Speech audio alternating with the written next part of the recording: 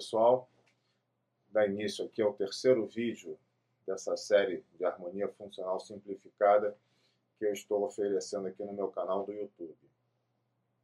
Hoje o assunto é notação musical, um assunto que pode interessar a pessoas que já estão músicos, né? Que já estão mais evoluídos na música e profissionais inclusive, porque é um assunto que muita gente tenta aprender e acaba desistindo. Realmente não é fácil. Eu também aqui não vou fazer um vídeo de notação musical, porque precisaria até de um curso para isso. São vários detalhes. Eu quero oferecer uma visão geral, né? E vou fazer isso porque eu vou fazer uma introdução, então, à escrita musical, notação musical, aplicada à harmonia funcional, certo? Mas vou tentar dar uma noção abrangente. Quer dizer, a necessidade de se representar visualmente a música sempre existiu. Há registro desde os gregos. Mas a escrita musical, mais ou menos como nós temos hoje, tem origem ali pelo século VIII e através do canto gregoriano, né?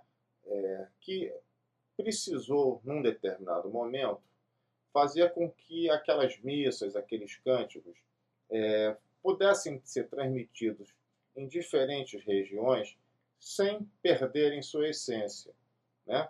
Para que não houvesse uma espécie de telefone sem fio, né? Aqueles cânticos sairiam de uma igreja e, quando chegassem em outras mais distantes, já estariam completamente desvirtuados. Então, a partir daí e até hoje, nós temos a escrita musical que visa não só preservar a obra musical, mas também fazer com que ela seja executada o mais próximo possível de como ela foi composta, certo? Hoje existem outras facilidades, não é? Você grava música, você tem vídeo, você tem escritas musicais alternativas para determinados instrumentos, como é o caso da tablatura para a guitarra. Mas a escrita musical, na pauta musical, continua sendo o nosso padrão, certo? Então, vamos lá. A escrita musical ela acontece num sistema de 5 linhas paralelas, né, que formam entre si quatro espaços. Isso tem vários nomes. É chamado pentagrama, a pauta musical, certo? E é ali que acontece a escrita musical. Você tem duas questões ali. Quais notas a serem tocadas e quanto tempo cada nota ou grupo de notas vai durar naquela peça musical. E também se as notas vão estar sendo executadas naquele momento ou vão estar em silêncio, porque a música, além do som, ela compreende o silêncio também, né? E então, vamos lá. Eu vou começar pelo ritmo, né? Como a gente já viu, o ritmo é a organização do som no tempo. Quanto tempo cada som, no nosso caso, cada nota, vai durar. Eu digo som porque existem instrumentos, como eu já falei, que fazem sons que não são afinados, não é verdade? São instrumentos de percussão. Mas eles também são, especialmente eles, organizados no tempo e têm sua notação musical também, de ritmo, né? Propriamente. Bom, mas de qualquer maneira, nós temos aqui, então, símbolos, que são as figuras de ritmo, que vão determinar quanto tempo cada nota vai durar. Então, olha aqui, ó, vamos aqui para essa folha, e você vai ver figuras de ritmo. Está aqui, a primeira é um círculo, né? Vazado, semibreve. Depois, o mesmo círculo com uma haste, né? Vertical, é a mínima. O círculo com a haste vertical, porém, preenchido a semínima, né? A colcheia é uma semínima com uma perninha lá em cima, a semicolcheia com 2, a fusa com 3 perninhas, a semifusa com 4. É importante saber também que para cada figura de ritmo corresponde uma figura de pausa, que eu não representei aqui, porque, como eu falei, o objetivo não é fazer um curso de escrita e leitura musical. É uma ideia. Então, quem quiser pesquisar na própria internet, você vai ver quais são os símbolos. Tá legal? Muito provavelmente, durante nossos vídeos aqui, eu, em algum momento, vou mostrar algumas delas correspondentes aqui, né? Quando eu estiver usando. Mas o que acontece é o seguinte, por que eu não estou me aprofundando nas figuras de ritmo? Porque no estudo da harmonia, nós não vamos fazer muita movimentação rítmica, muitas mudanças. Vão ser geralmente acordes mais parados, né? que soam durante mais tempo, notas que soam durante mais tempo, porque a gente vai estar prestando atenção na relação da melodia, né? com a harmonia, quer dizer, daquilo que está sendo cantado em especial ou solado, né? Com os acordes que estão fazendo o chão, cobrindo aquela nota, e a relação também entre os acordes. Tá? Então, se a gente faz muita movimentação, muita nota uma depois da outra, muito acorde, acaba perdendo o sentido. Tá bom? Então, isso aqui é só essa orientação. Mas o que é importante saber sobre as figuras de ritmo? O importante é saber que cada figura, ela na sequência que eu mostrei aqui, cada figura é o dobro da outra. Então, voltando aqui para a folha, né? Olha aqui, a semibreve é o dobro da mínima, ou seja, uma semibreve vale 2 mínimas. A mínima vale 2 semínimas. A semínima vale 2 colcheias. A colcheia vale 2 semicolcheias. A semicolcheia vale 2 fusas e a fusa vale 2 semifusas. Isso quer dizer o seguinte, uma nota é o dobro da outra, portanto, uma é metade também daquela anterior. Com isso, a gente vê o seguinte, a semibreve, né, que seria o símbolo que representaria uma nota de maior duração do nosso sistema atual, a semibreve, ela pode ser representada também, se quiser, por 2 mínimas, ou 4 semínimas, ou 8 colcheias, 16 semicolcheias, 32 fusas, ou 64 semifusas. A grosso modo, dentro de uma semibreve, caberiam 64 semifusas. Ou seja, a semifusa, né, é uma figura de muito mais velocidade, vamos dizer assim, né, do que a semibreve. Né? Quando a gente, dentro de uma determinada situação musical, você quer representar notas que são muito rápidas, a mudança entre outras, você começa a usar essas figuras que são mais rápidas. Tá? Então, a mínima vale 2 semínimas, 4 colcheias, não é? 8 semicolcheias, 16 fusas, 32 semifusas. A semínima vale 2 colcheias e assim vai. Tá bom? Então, ao mesmo tempo que cada uma nota, começando pela semibreve, seguindo a sequência, é o dobro da outra, se a gente voltar, não é?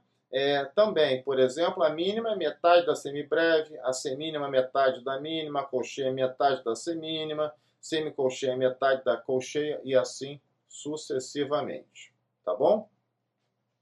Então, as figuras de ritmo, elas estão relacionadas com a duração de cada nota. Mas essa duração de cada nota só é estabelecida quando você coloca na sua partitura um compasso. Então, nós vamos aqui para a outra folhinha. Então, olha aqui, nós temos 2 tipos de compassos. O compasso simples e o compasso composto. Né? O compasso simples, todos os compassos, na verdade, são representados por frações. Está vendo? 2 sobre 4, 4 sobre 4, 3 sobre 4. Esses são os simples. Né? O 2 sobre 4 é o 2 por 4. Esse aqui é o 4 por 4, 3 por 4.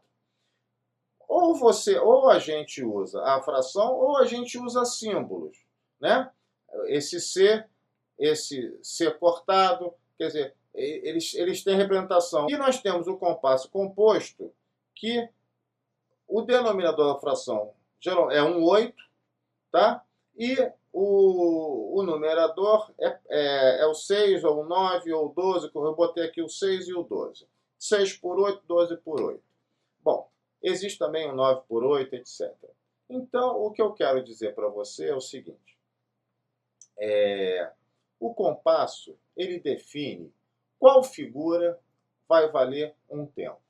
Esse do compasso simples, tá? Essa é a grande especificidade, é a grande questão, tá? A partir do momento que você escolhe o seu compasso, e nem todos os compassos simples têm o 4 como denominador, você pode ter o 2, você pode ter até o 8, não tem problema, tá bom?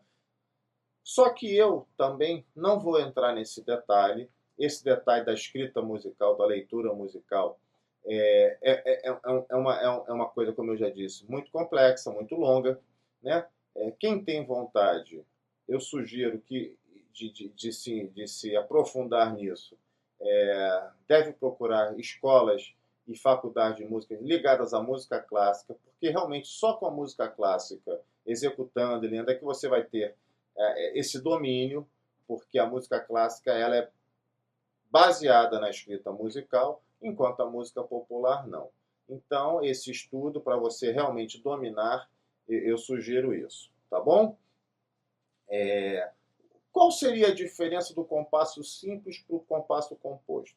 O compasso simples é aquele compasso onde cada tempo do compasso é subdividido por 2 ou múltiplos de 2.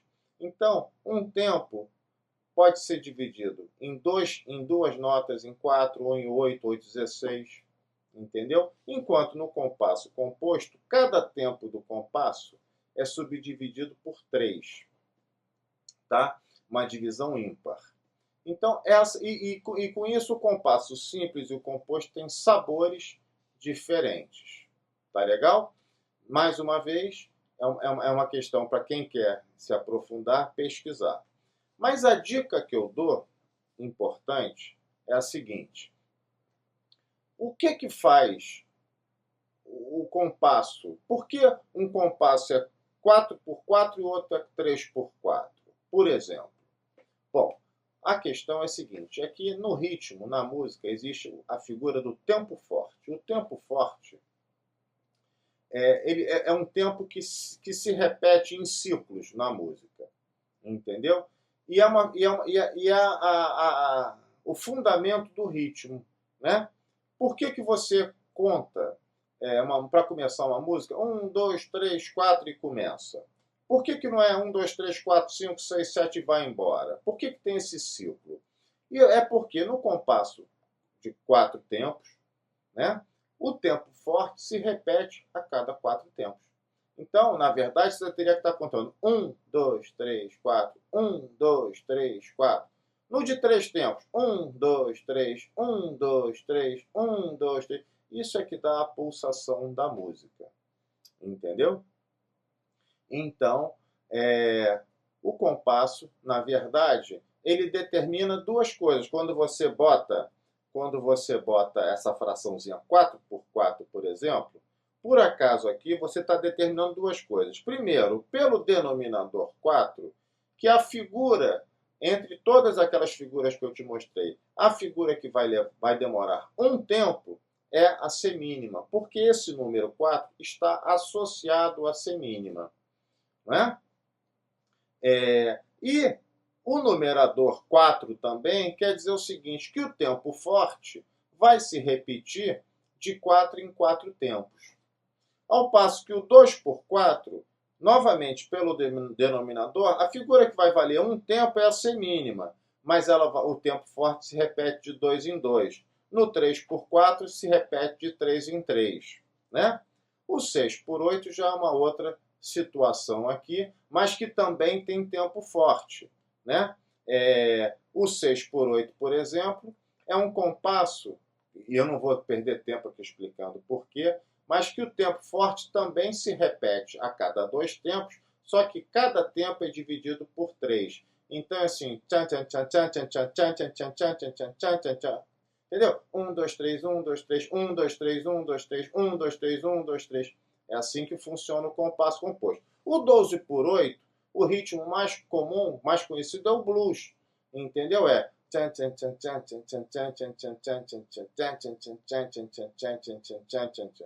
você vai, se você parar para pensar, você vai ver que o blues é assim, entendeu? Se você escutar uma bateria de blues, é assim. Quer dizer, o tempo forte se repete de 4 em 4 tempos, mas cada tempo é dividido em 3, para dar esse sabor diferente, tá bom? Então essa é uma introdução assim muito simplificada, mas para você entender. No nosso caso da harmonia funcional, a gente precisa só conhecer essas figuras de ritmo, porque elas vão aparecer, especialmente a semibreve, a mínima e a semínima. Eventualmente a colcheia, a semicolcheia, mas normalmente, por quê?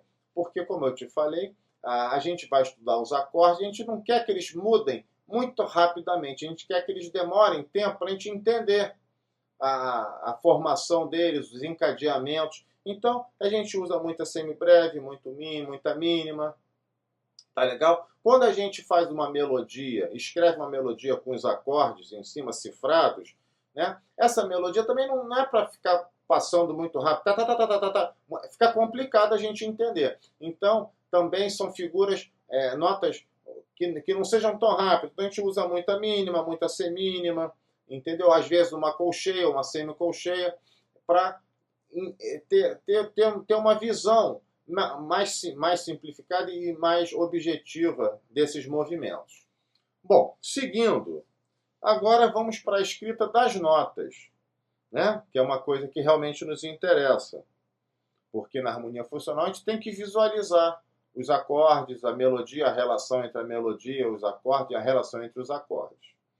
Então, a escrita musical, como eu falei, ela ocorre no pentagrama, que é esse sistema de 5 linhas paralelas que formam entre si 4 espaços, né? Nós temos as linhas e os espaços no pentagrama.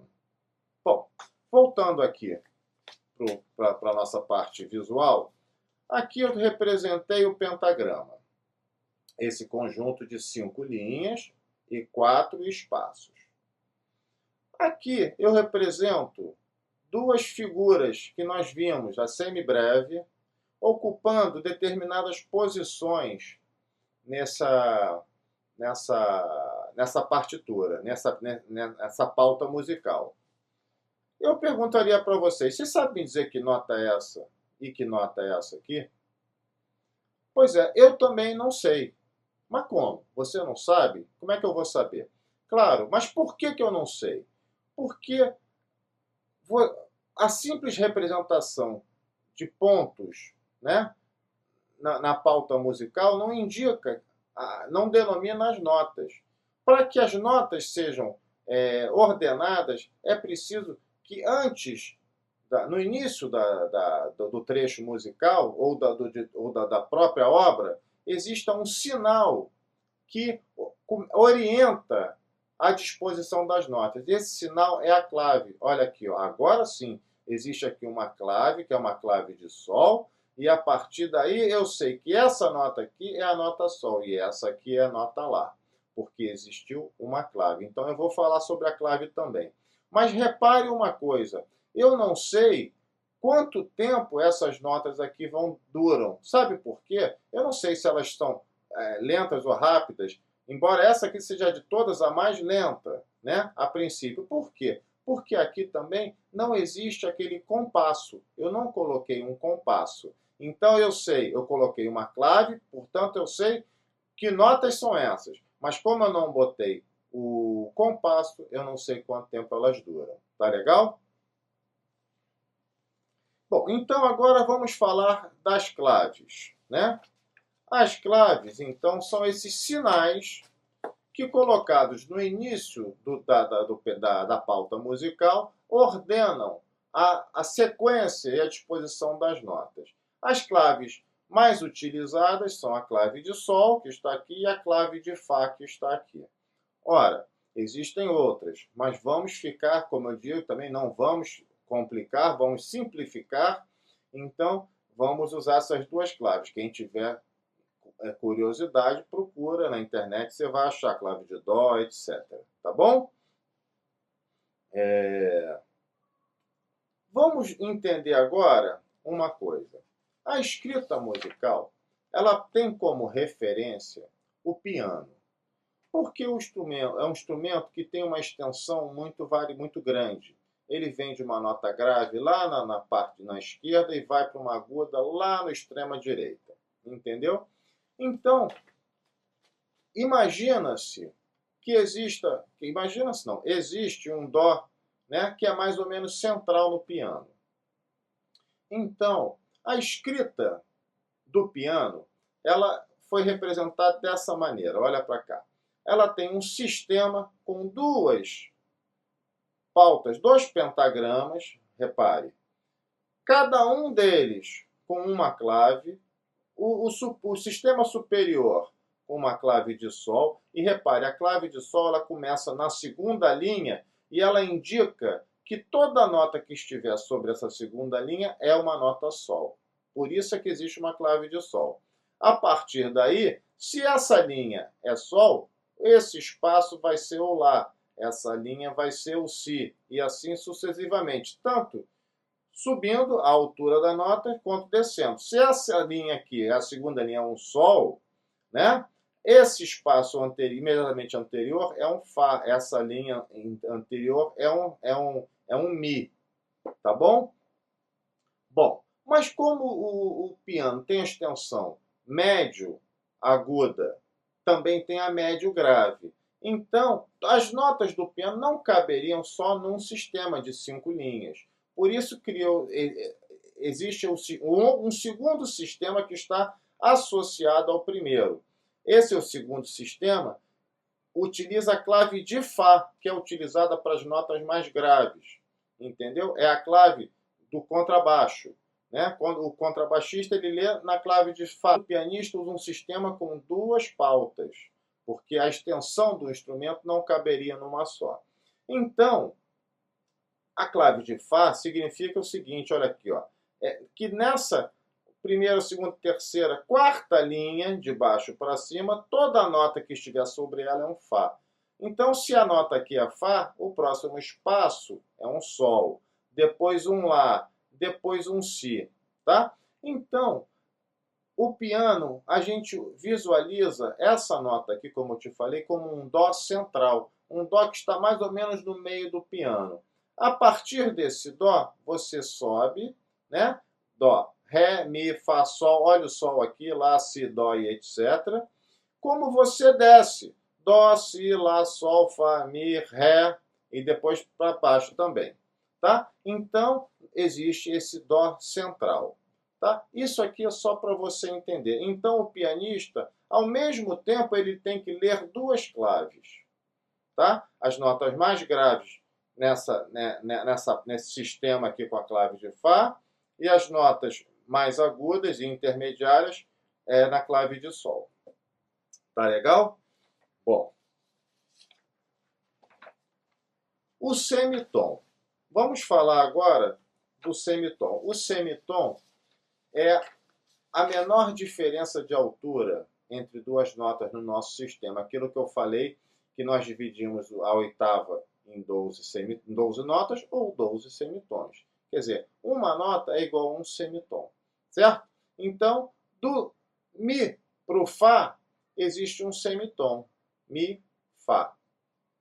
Tá? Do Dó para o Dó sustenido, outro semitom. Do Dó sustenido para o Ré, outro semitom. Quando nós temos dois semitons, nós temos um tom. Então, do Dó para o Ré, nós temos um tom, porque existe um semitom de Dó para Dó sustenido e um semitom de Dó sustenido para Ré. Então, somando os dois de Dó a Ré, temos um tom. Tá legal? Então, essa é uma outra visão. Bom, só que nós agora, na nossa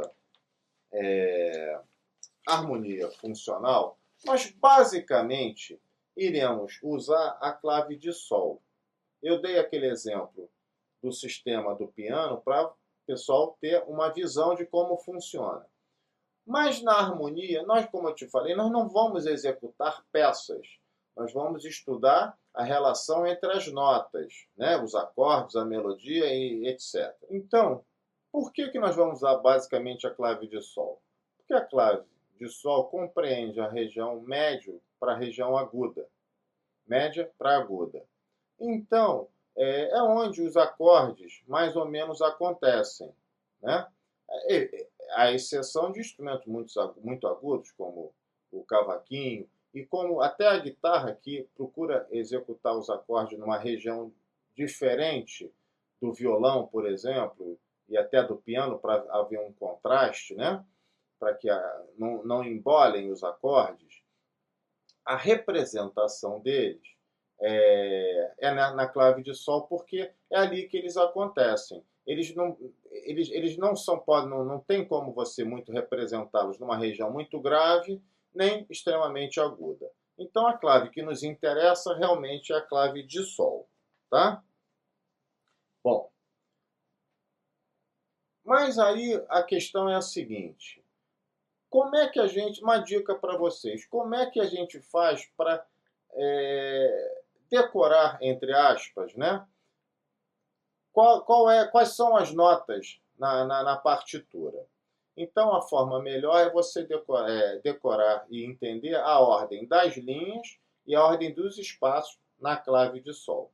Então, nós vamos ver aqui, olha só, nessa representação aqui. Ordem das linhas e espaços na clave de Sol. Linhas. A ordem é Mi, Sol, Si, Ré, Fá. Então a gente guarda Mi, Sol, Si, Ré, Fá. E os passos? Fá, Lá, Dó, Mi. Então, quando a gente vê isso, né, toda nota que tiver na terceira linha, você pensa Mi, Sol, Si. Opa, então isso é um Si. Na quinta linha lá em cima, Mi, Sol, Si, Ré, Fá. Opa, é um Fá. Ao mesmo tempo nos espaços. A nota está no primeiro espaço, você Fá, Lá, Dó, Mi. Opa, é um Fá. No terceiro espaço, Fá, Lá, Dó, é um Dó. No quarto espaço, Fá, Lá, Dó, Mi, é um Mi. Então essa é a forma. A ordem das linhas, Mi, Sol, Si, Ré, Fá. Ordem dos espaços, Fá, Lá, Dó, Mi. Isso é uma dica. Tá legal? Bom, existem. Então a gente já viu, né, que na clave de Sol nós temos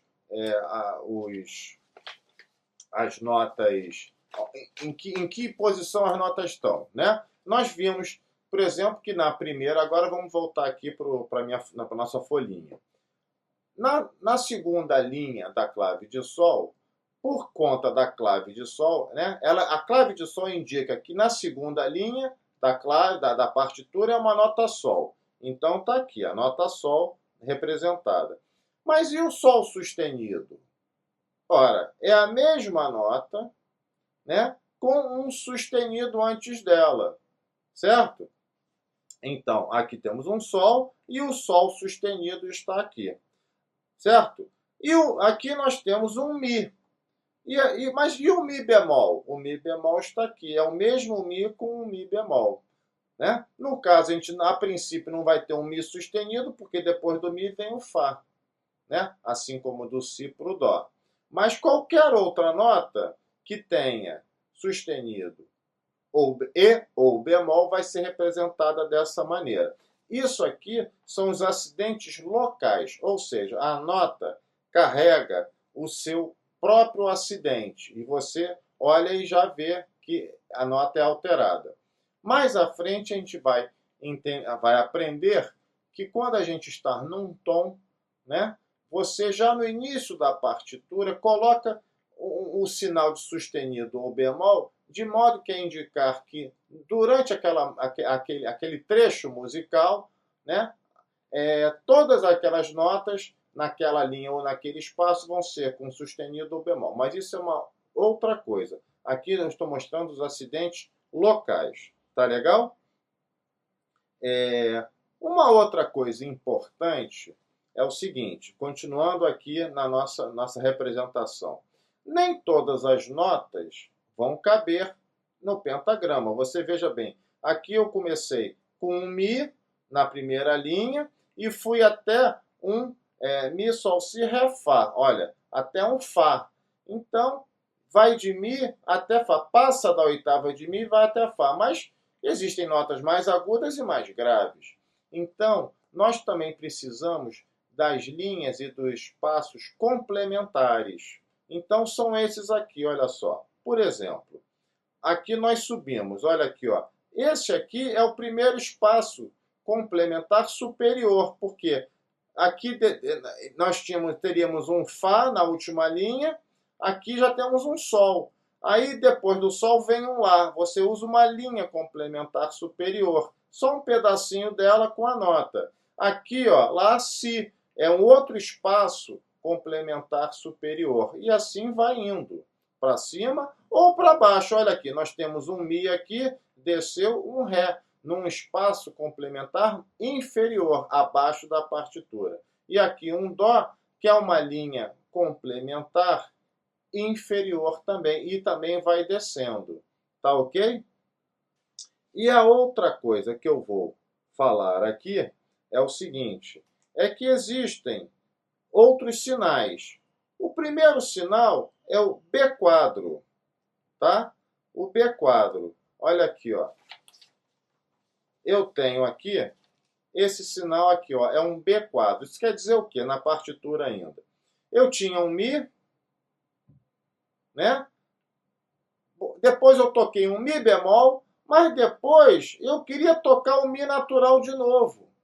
Como é que eu ia fazer para dizer que esse próximo Mi não era mais o Mi bemol, e sim o Mi natural? Aí eu uso um B quadro. O B quadro, ele anula o acidente anterior. Você está entendendo? Por exemplo, aqui eu tenho Sol, Sol sustenido. Se eu quisesse voltar para o Sol, eu pegaria o B quadro, jogaria aqui e faria um outro Sol aqui. Um Sol voltaria a ser natural. Tá? Então, o B quadro é o sinal que anula as alterações anteriores. Então, nessa outra folhinha aqui, eu tenho aqui o sinal do B quadro, tá vendo? Que anula a alteração anterior, o sustenido ou o bemol. E existem ainda dois sinais que são o dobrado sustenido e o dobrado bemol. Você tem uma nota Sol, aí depois você passa para o Sol sustenido, e você quer subir esse Sol ainda mais, mais um semitom. Você usa o dobrado sustenido. Bom, e ali você depois usa, e se você quiser descer uma nota Mi, Mi bemol, e quer descer mais ainda, mas quer manter o nome Mi, é um Mi dobrado bemol. Esses sinais são mais teóricos, mas ainda assim eles existem, tá? E vão ser utilizados também. Isso aqui é só para vocês saberem. Mas dessa nossa aula aqui, o que interessa é o seguinte. Nós vamos usar a clave de Sol, tá? E aí nós temos a ordem das linhas e dos passos. Na clave de Sol, a ordem das linhas, Mi, Sol, Si, Ré, Fá. E a ordem dos espaços, Fá, Lá, Dó, Mi. Guardando isso, e usando, você consegue se localizar na partitura. Tá? E também, assim como a gente tem que ter a clave para orientar o nome das notas, a gente precisa do compasso para orientar a duração de cada figura da escrita musical. Eu acho que hoje, então, espero que eu tenha sido claro o suficiente, né?